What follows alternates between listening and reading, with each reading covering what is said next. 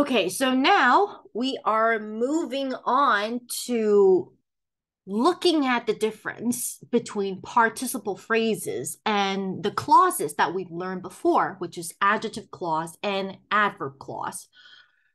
A participle phrase contains a participle and other words. So this is something we have established a long time ago, right? A phrase is a group of words without subject verb. And that is why I always call this my level 2 modifier, right? We have level 1, which is just one single word. Level 2, a group of words without subject verb. And level 3, which is a group of words with subject verb. All right. And since a participle phrase is a modifier, it modifies nouns and pronouns.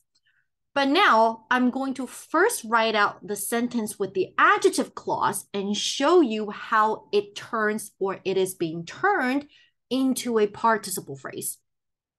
Students who are planning to graduate in June must make an appointment with the I think is registrar. Yes. All right.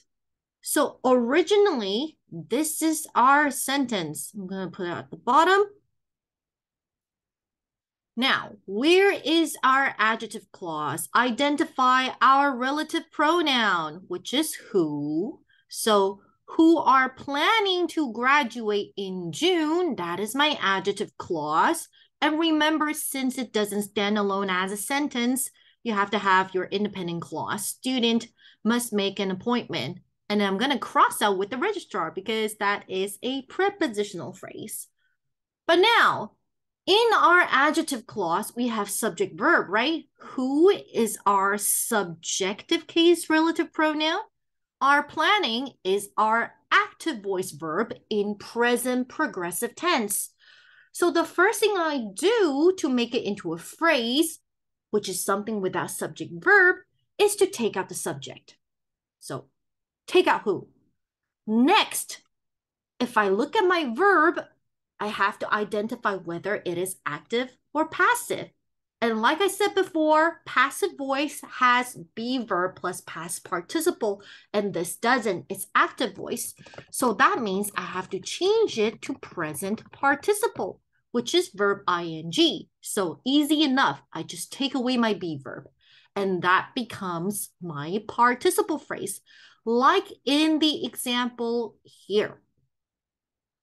All right, so what about the second example sentence?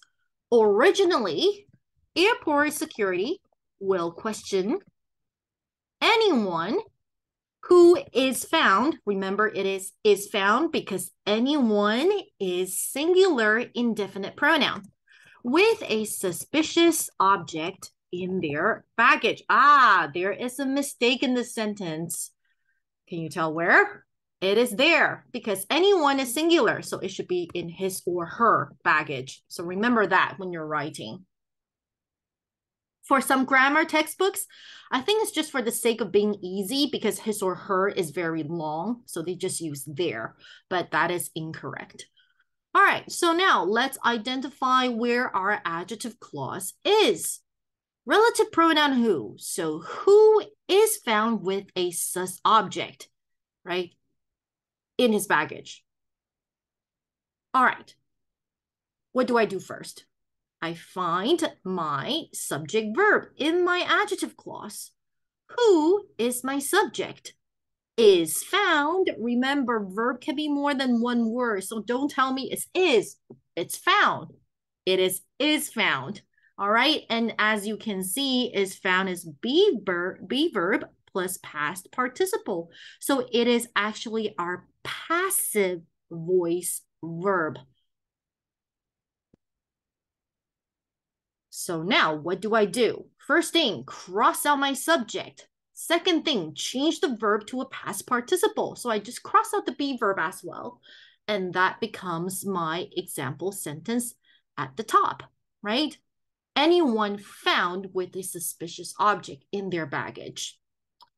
All right, and that is how you change an adjective clause into a participle phrase which is why we have another name for our participle phrase. If you look at page 252 at the bottom of the page, they are also called reduced clause because you reduce the subject, you reduce the verb to a participle.